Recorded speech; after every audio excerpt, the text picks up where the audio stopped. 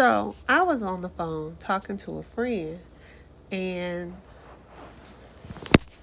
we were talking about how we really just don't understand this generation that we're witnessing, that we're living in. And I can remember a time when my mom and them would always say it: you kids is built different, but you raised the same, but you built different, you know. And they wouldn't complain so much about how we were acting, but they instilled in us a representation. So when I think about Black History Month or Black History period, of course we have to stand on the shoulders of giants. And too often I feel like we neglect and dismiss the most intimate of giants in our lives, and that's our parents. Through their wisdom, through their mistakes, through their teachings, through the power of their tongues, we are great. Now, I can't sit here and say that 100% of us, or even the majority, because I don't really know, had good parents. I can't say that. And I know it's to not be true because I've met people that don't have the kind of parents that I have, the kind of tribe that I have.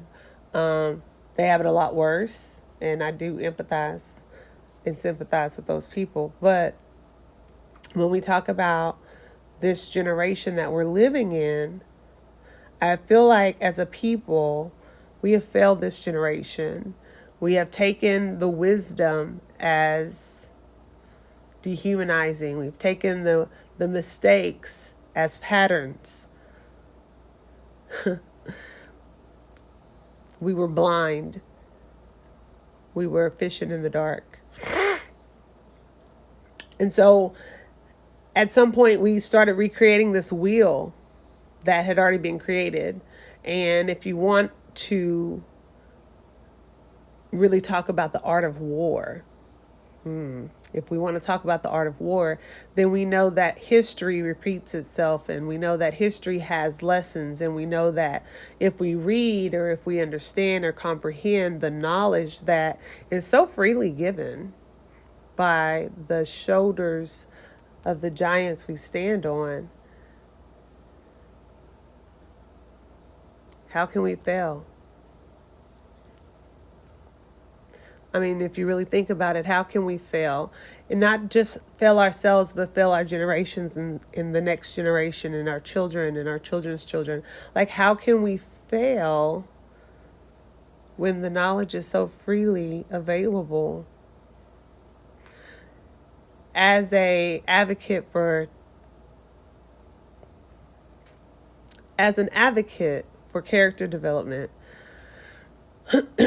I know that when we start with ourselves, we can impact the others around us.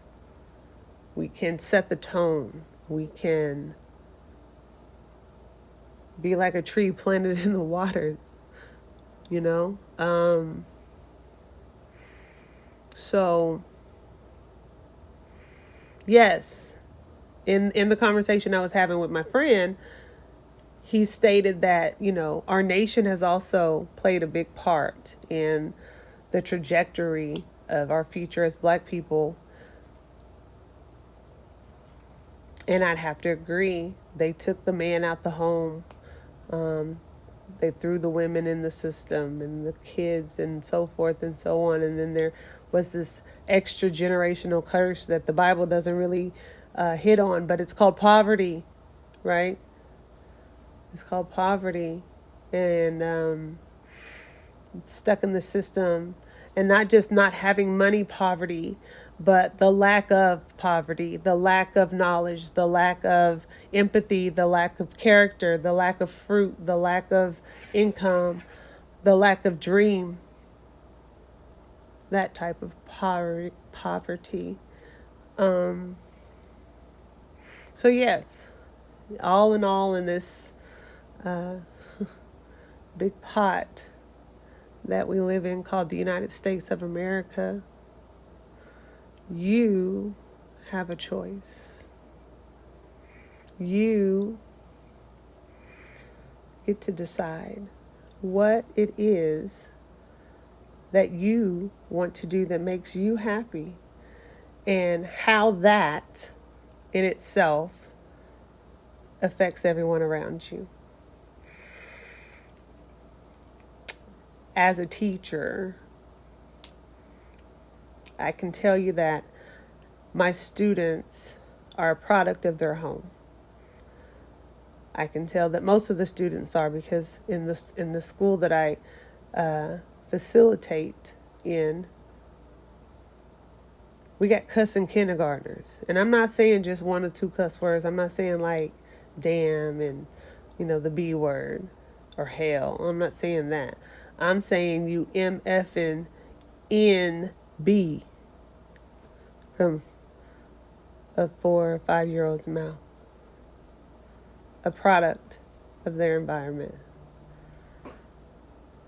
I'm sure their parents are young, but we're their parents. We're their grandparents. I mean, who's going to tell them that that's not okay? Who's going to tell them? Because those same children will grow up to be adults who think that that's still okay. I'm not saying anything's wrong with cussing. I'm just saying a child needs to stay in a child's place.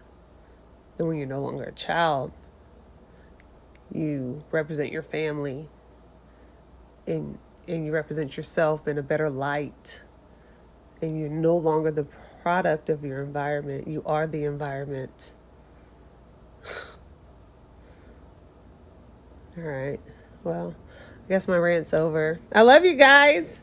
Thanks for hanging out with me after work in a nice Friday afternoon conversation that I had with a dear friend. And it was very enlightening and refreshing, because I don't know about you, but those kind of friends I got, those kind of conversations I have.